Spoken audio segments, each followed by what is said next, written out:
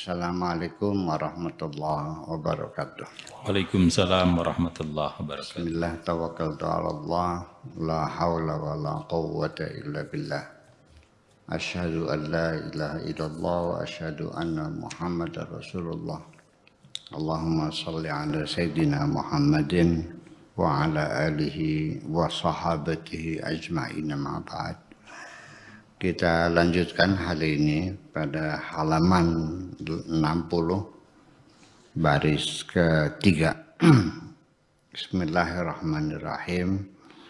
Ya abdu, wahai hambaku, muntaha tadlil, di penghujung bimbinganku kepadamu,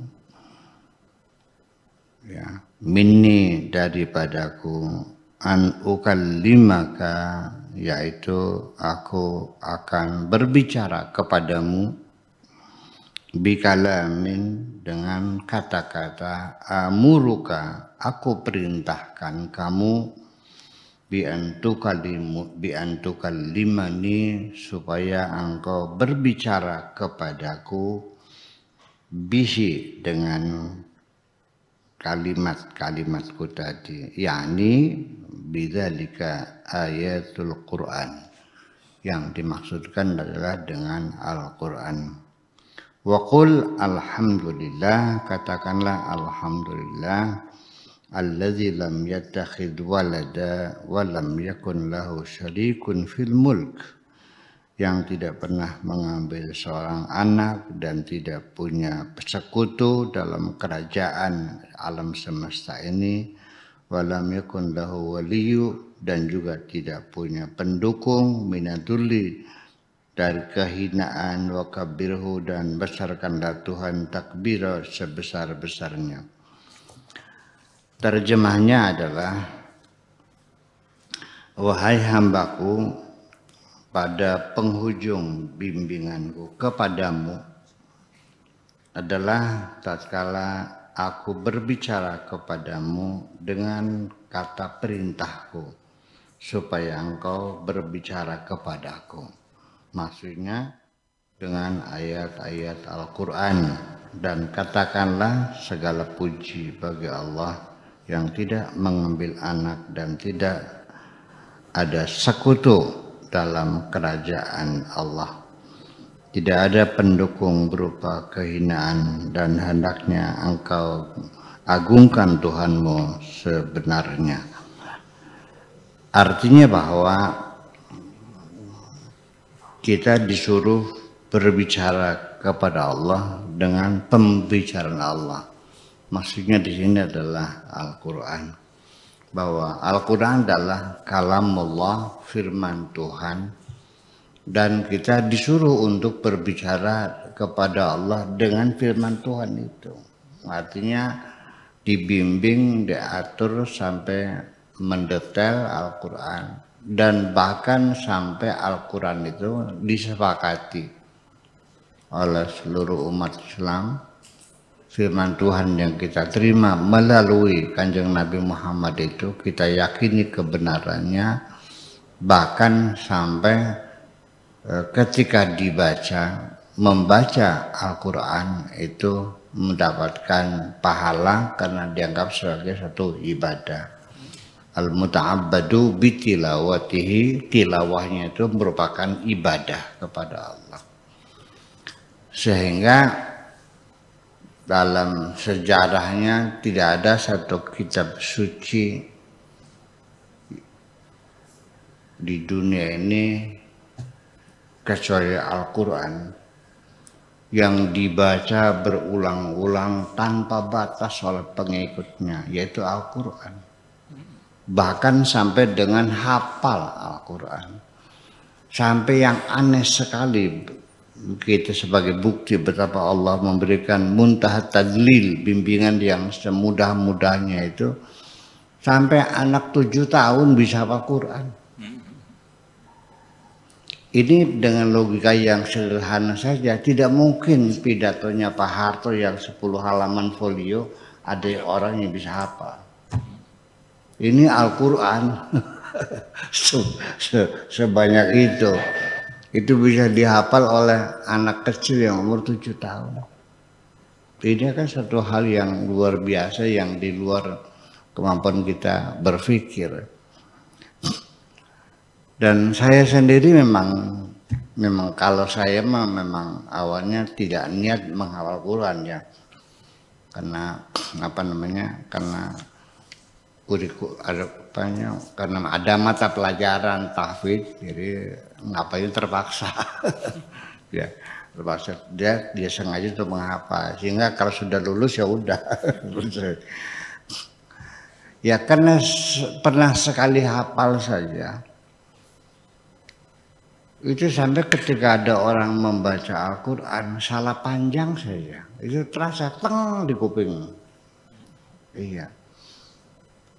Dan berapa banyak orang hafal Quran, apalagi bulan puasa ini banyak sekali di seluruh dunia. Itu bulan puasa itu setiap hari khatam Quran setiap bulan. Bahkan ada yang seperti konon katanya Mbah Dim di Serang gitu, di Banten, itu kalau bulan puasa itu satu kali tarawih itu khatam Quran. Jadi setiap hari khatam Quran. Jadi mungkin tarawihnya mulai jam 8 mungkin sampai jam 3 pagi. Jam 4 lah.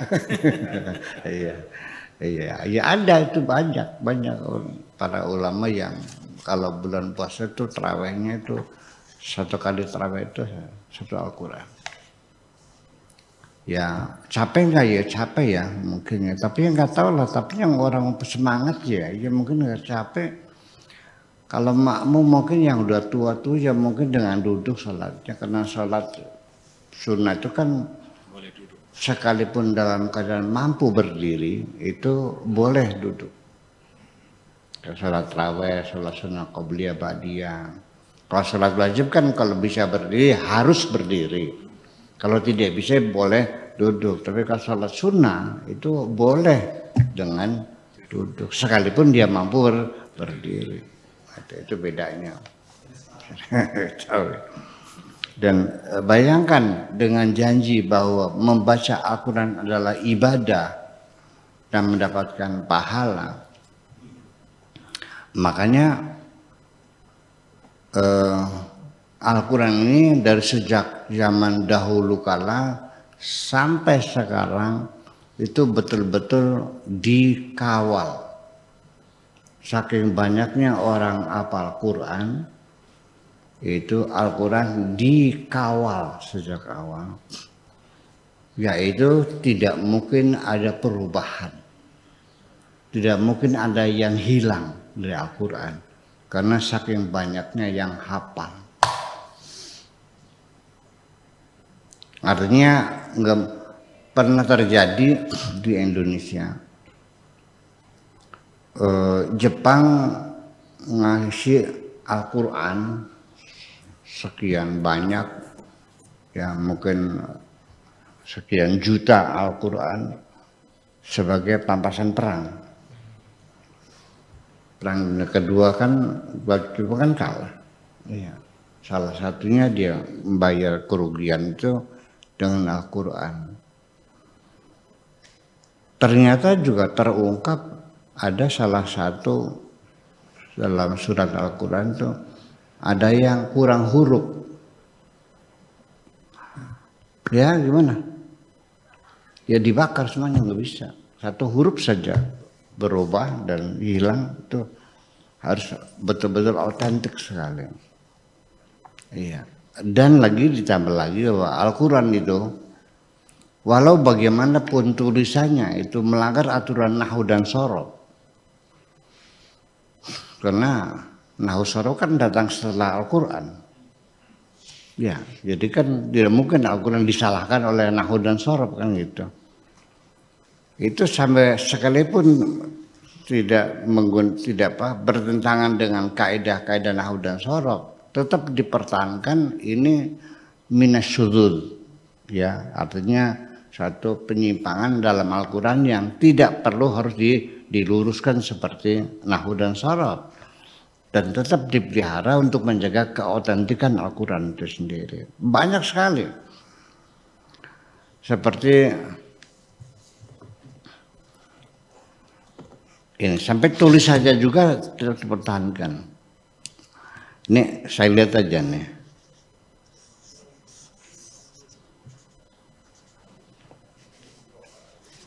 Seperti kalimat ini. Ini bahasanya ulaika. Ulaika. Ini alif. Ini wawu kan? Dibaca panjang nggak? Panjang nggak? Enggak kan? Lamnya ada alifnya enggak? Dibacanya panjang enggak? Panjang. Harokatnya berdiri. Ulaika. Bukannya ulaika gitu. Kok ulaika? Ya sudah jangan lawan, ya begini terus, udah begini tulisannya. Jangan lalu berarti ulaika gitu.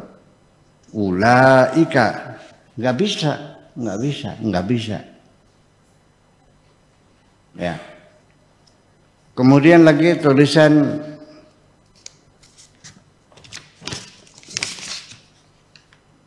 bilangan dah.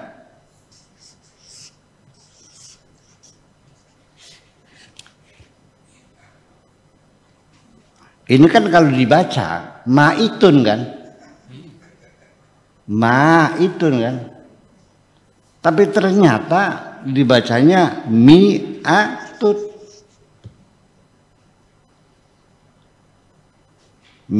Gitu ya. Alifnya apa ya? Ya udah terus saja. Ya. Kemudian lagi dalam surat Al-Kahfi, lan nad'uwa min dunihi ilaha laqad qulna idzan syatata. Seperti lan ya. Nad'uwa. Lan nasibatun. Nad'uwa fi'lun mudhari'un mansubun bilan. Wa alamatu nasbihi fathatun zahiratun 'alal waw. Ngadu ini adalah fi'il mudhari mansub dengan lan, alamat nasabnya fathah pada waw. Ini ada alifnya, alif apa?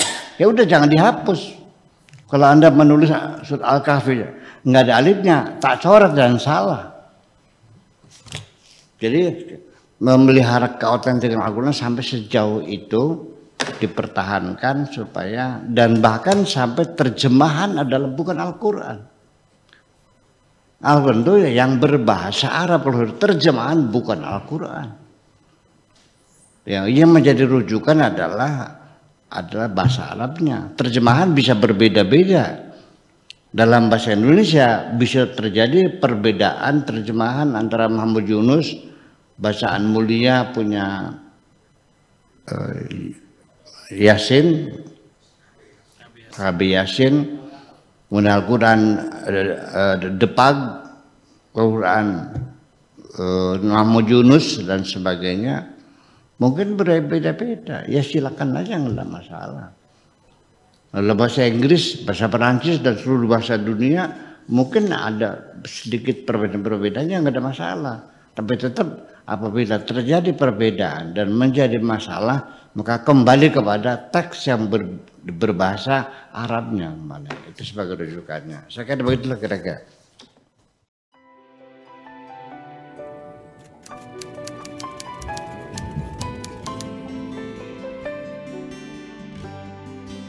Aku hanya ingin berbagi kebahagiaan dan tidak menggurui siapapun. Terlalu sulit bagiku untuk menyalahkan siapapun. Akan tetapi apabila ada orang yang ingin mengisi raporku, tentu aku sangat gembira sekali. Dan kujamin aku tidak akan sakit hati sedikit.